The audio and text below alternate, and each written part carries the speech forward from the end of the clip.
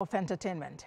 Gospel singer Mercy Chinwo has accused her former manager and music promoter, Ezekiel Onyedikachukwu, popularly called EZT, of sponsoring false news about her son's paternity.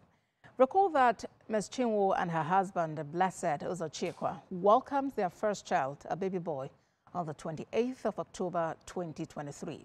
The boy's resemblance with another male gospel singer sparked reactions online, with many questioning the child's paternity. Ms. Chinwo alleged in a video posted on social media that EZT was behind the orchestrated scandal. She also accused EZT of threats to her life. One of my major crimes was when I did a song with Pastor Nathaniel Bassi. Because this man hates Pastor Nathaniel Bassi, you went as far as sponsoring fake news about an innocent child, my son, and you said my son was not my son. And you paid bloggers because you hate Pastor Jerry Eze. You won't want me to go for his events. The people you fight, I must fight them with you. And when I ask you questions, why don't you like them? You start harassing me. Because he had threatened me countlessly. You said you made me who I am and you have the power to destroy me. You are not God and you cannot destroy me. You have bloggers. I have God. The worst you can do is what you are doing. Like I said, what I went through working with you is nothing compared to what you are doing. You have bloggers. I have God. Well, entertainment lawyer Mercy joins me in the studio from On This. Good to have you here tonight. Thank you very much. As we watched that video, I heard and saw you sigh a number of times. And what could have gone wrong between Mercy Chinwo and EZT that they've descended into the social media arena? Personally, I hate it passionately when people bring issues to social media. As much as the social media is supposed to be a community where issues can be discussed and all of that, but when you bring legal issues, personal issues to social media, I find it quite disturbing. So this particular one, I find rather I find rather upsetting and disappointing.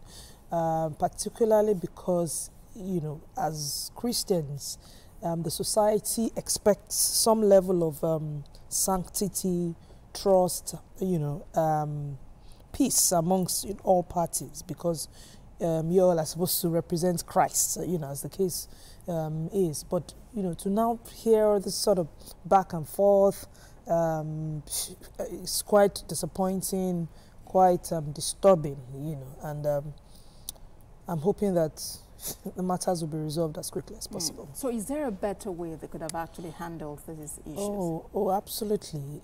If you enter into an agreement with anybody, there is usually a clause for mediation. There's usually a clause where it is stated how you intend to resolve issues when they arise.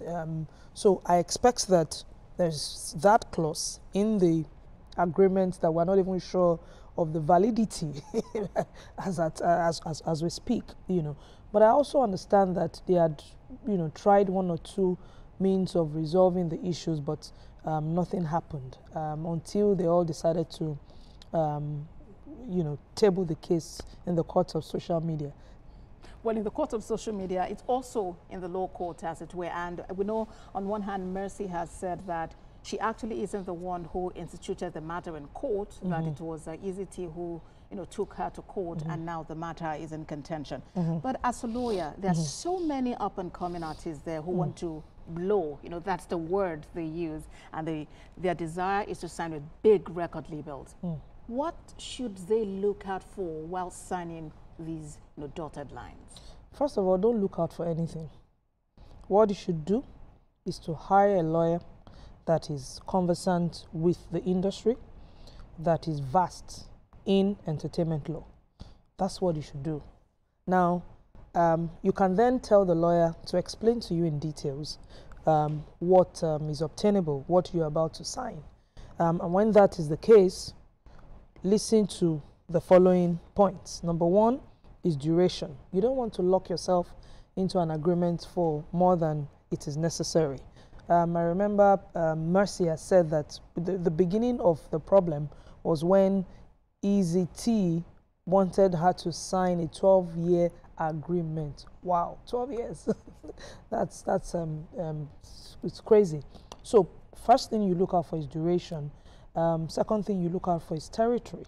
How far is the agreement governed? Is it a national agreement? Is it a worldwide agreement? Is it a universal agreement?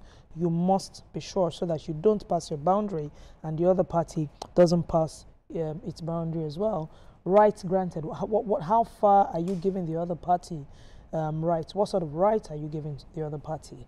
And then in every agreement, you must ensure that you understand the termination clause. There must be a way out. As a lawyer, when I'm drafting or reviewing an agreement for my client, I always ensure that my client has a way out so that he or she, or it, as the case may be, doesn't get stuck. You can also, ownership, what happens at the end of the agreement, who owns what? The masters, the publishing rights, all of the rights in the catalog that is developed when during the validity of the agreement, who owns it afterwards? Is it the record label? Is it the artist? If it's the record label, how long is the record label supposed to own it for? Some people fall into the trap of perpetuity, while some smart artists that have smart lawyers tend to always ensure that the rights goes back to the artist after a couple of years, 10 years, 15 years, some even 25 years, as long as the record label, because it's only fair that the record label also recoups whatever it has spent, you know, or expended or incurred on the artist. So it's just fair that they make their money back. So you can also have a clause where when you make your money back and then some, let the rights come back to me, you know. And then a couple of other things, you know, minor, supposedly minor things, you know, that you should. But the most important thing, before you put your pen on any paper that is an agreement, a lawyer has to be involved. So get a lawyer. Don't be penny wise, pound foolish. Don't ever be in this. All right. So what can the music industry, you know, learn from this going forward? How do we improve relationships to ensure there is no breakdown, you know, as we're experiencing now? Well, I mean, I've said this over and over, you know, there needs to be some form of regulation. The industry is sort of not structured because there are no regulations governing a lot of things, a lot of relationships in the industry. If we can, you know, regularize the industry, it will go a long way.